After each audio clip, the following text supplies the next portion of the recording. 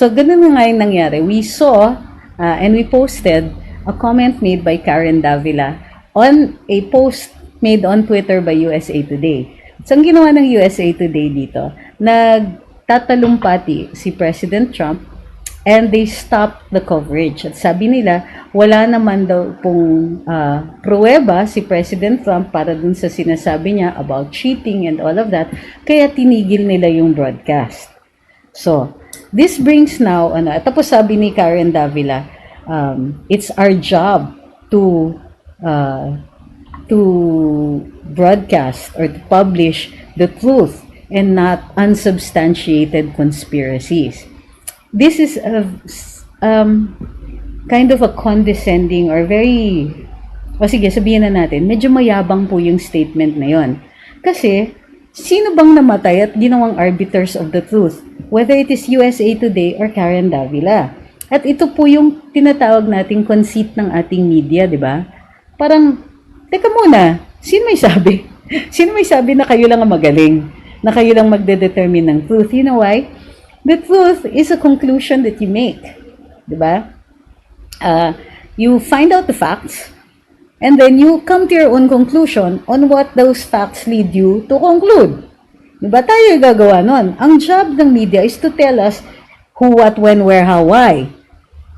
Pero, they don't conclude for us. So, kunwari, President Trump says there is cheating. You say, President Trump says there is cheating. You don't say, there's no cheating, so we're going to stop broadcasting President Trump. That's not fair. Diba? Besides, the president is newsworthy. So why aren't you covering him? Next. In addition to that, this is like what Maria Ressa keeps saying. Si dati daw, there was a time when somebody was the gatekeeper of what the facts were. Sila daw yon, yung media daw ang nagde-decide, ito yung factual, ito hindi natin ipopost kasi hindi yan factual. Bakit? Diba? How do we know? Nobody elected you. We can't hold you accountable for not telling us the truth. In most cases, you won't even tell us kung sino yung hidden advertisers ninyo, sponsors ninyo, and all of that, diba? Yung mga ganyan, it's so conceited. Kasi, kaya ang laki ng ulo nila eh. Sinasabi nila sila lang pwedeng fact-checkers, kailangan may fact-checkers. Hindi tayong pwedeng mag-post ng hindi nagko-comply sa standards nila ng fact-checking. Mga ganon. Pero problematic po kasi yung fact-checking nila. Pati yung ginawa ng USA Today na pinutol nila si President Trump. When they were saying there's no proof of what he's saying, that's not your job. You can say, President Trump is saying this, but he has not offered any proof. Pero yung putulin nila si President Trump, parang lumalabas, sila yung nagse-censor. Sila yung nagde-determine kung anong pwedeng makita ng mga tao at ano yung hindi pwede. Simply because, in their judgment, he has not substantiated it. For all you know, kung pinatagal pa nila, baka meron siyang ebidensya na ipakita. Pero they cut him off. And they stopped other people from seeing him. I'm not saying I'm even pro-Trump. And there are some people na nagagalit sa ganyang statements kasi sinasabi nila, talaga naman siyang nagsisinungaling. Para sa akin, irrelevant yun eh. Iko-cover mo siya kasi presidente siya ng US at meron siyang sinasabi. Ngayon, kung nagsisinungaling siya, edi sabihin ninyo, walang pruweba. Pero yung puputulin ninyo, who died and made you God? Diba? Bakit mo puputulin yan? Tapos, sisiraan nyo pa by saying, walang pruweba para sa ganyan. Ako, for instance, I would like to see our public officials being broadcast telling us lies because we can call them out and we can judge them based on those lies. But why do you want us to not see these things? In the case of USA Today, in all likelihood, kaya nila pinipigilan yon kasi baka maraming maniwala, magkagulo, maki-question ngayon yung integridad ng kanilang eleksyon. But is that a reason to stop a broadcast? Alam mo kung estado, kung gobyerno ang gumawa nun at pinigilan ang mga tao na makita yung salita ni President Trump, bawal yon sa saligang batas ng US at sa saligang batas natin. We have a right to cover that. This person has a right to be heard, but no obligation on the part of the private media. Pero you can't stop public media from broadcasting or from, or for other entities to do that. The point here is, masyadong malaking ulo ng traditional media na they are deciding for us kung ano yung totoo at ano yung hindi. Diba? Tapos, kaya binabanggit ko kasi ang mahalaga sa atin dito yung statement ni Miss Karen. Because Miss Karen is saying, our job is to publish the truth. Miss Karen, are you doing that? Diba? Are you publishing the truth when I'm talking and you try to stop me? And let's face it, this has happened. Okay? Diba? Parang masyadong it's so, tama, the word is pambabastos. And please, don't presume that you know better than we do. I know at least 100 people smarter than you guys. Diba? Why are you, and the term is infantilizing. You're making us like we're kids. And you're deciding what we should hear and what we should not hear. Can't we decide that for ourselves? We make a judgment every time we turn the channel. We make a judgment every time we turn on the TV or turn it off later on. Don't tell us what we can or cannot see. Kaya na namin yan. You don't have to help us along. Right? So, yun yung so, that's tied up with red tagging. Kasi ganun ang ginagawa. Ang ginagawa naman ng mga communists or mga left-leaning or mga activists is parang, tignan nyo, nagka-Senate hearing on red tagging. Red tagging is not a crime. We can call them communists. Pero ayaw nila. They don't want to be called communists because it will put their lives down in danger. But they cannot make it a crime. Diba? They just want us to stop calling them communists because communism equals terrorism daw in the minds of most people. Yun naman pala yung mali ng mga taong bayan. Why don't you educate the people and say that communism is this and terrorism is this? Instead, you just want us to stop talking. So do you see the difference?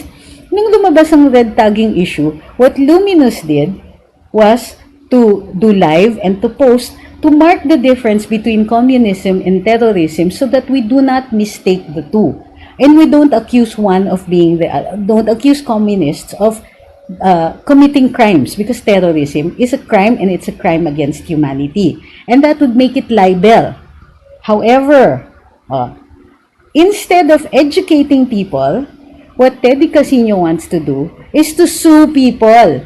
They want to somehow force a law to be imposed to stop us from talking instead of telling us what the difference is. Or instead of showing us, through their own actions of denouncing terrorist activities, showing us that communists are not terrorists. Diba? Sobrang halata. Instead of educating, they want to shut us up. Yun yung mali nila. Hi, Ma'am Kabahog. Ma'am Ana Kabahog. Sabi ni Gino Ashley, Karen Davila saying on SOCMED she's smart is not a smart move. Good point. Okay? So, this is what we want to keep remembering over the weekend, is that nobody should tell us how we're going to conclude, but we are entitled to certain facts. Diba?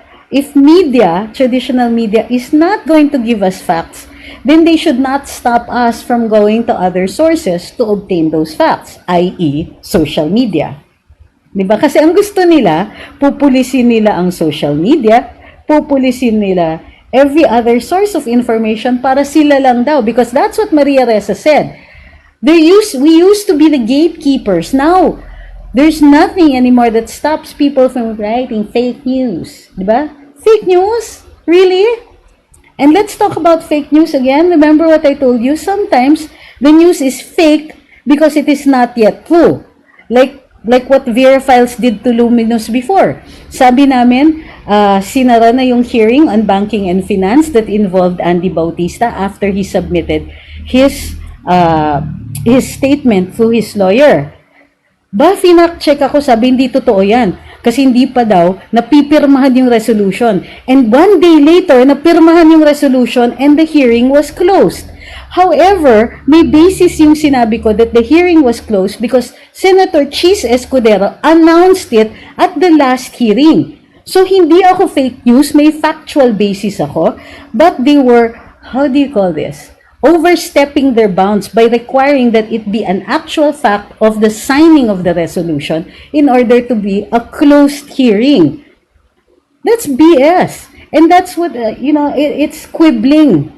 Masyadong they were cutting it too fine para lang matawag nilang fake news kami. And I think that is grossly unfair because we weren't even allowed to explain ourselves. And sure enough, 2 days later, hindi na kami fake news because sinara na nga at napirmahan yung resolution. So sometimes the news is fake because it hasn't come through yet. Sometimes the news is fake because the science hasn't developed yet. Anong classic example niyan? Galileo. The church was the arbiter of what was true and what was not. And Galileo was correct that the earth revolves around the sun, but the church wouldn't allow that. Ang na-fake news pa si Galileo. 600 years later, the church says, ay, sorry, mali kami. Diba? The science had not yet caught up. And third, sometimes, this is all we can report at the time. So, kunwari, at the time it's happening, hindi pa natin alam kung sino yung killer. So, we say, so-and-so is a suspect. Mamaya sasabihin, hindi siya suspect, siya nga yung killer. Fake news na naman tayo. When at the time that we reported it, it was correct and later on became wrong. So sometimes the fakery of the news is time-based or factually based because the science has not caught up or because napapaliktad. So why is fake news an issue? So fake news and red tagging, magkakambal yan. What they're trying to do is shut us up. Instead of trying to educate us, they're just trying to get us to shut up para sila lang ang pwedeng magsalita o sila lang ang magiging credible sources for the news. And I think that is major bullshit. Seriously. Diba? It's private. If the government had done this, it would be barred by the Constitution. But because private people are doing this, they're trying in legal ways to get us to shut up. They're trying to introduce values that basically infringe on our right to speak. So, what the hell? Diba? Sinong diktador? Sino who is the elitist dito? And that's elitist thinking. Para sabihin nila sa atin na kami ang magdedetermine pag fake news ka. Kami ang magdedetermine kung ano yung red tagging because they don't even want to tell us what red tagging is except to say that it links them with terrorism and it puts their lives in danger. They can't prove that in court. They can't get a law passed because it is so vague. Yet they want us to stop talking even if it is not a criminal act. Diba? Pakiko. Hindi mo napapatunayan sa akin those leaders of the communists or the people who claim that they are communists. You have not proven to me that your life is put in danger simply because we called you red. Okay? Ngayon, if we say that there are links between you and the terrorist organizations and you think that is libel, where is the suit? Okay? You want to try filing a case against Ka Eric for calling you guys members of the insurgency. That's an opportunity for Ka Eric to bring out evidence. I don't think you want to go there, but then why should we interrupt our enemies when they're making a mistake? Diba? Sabi yan ni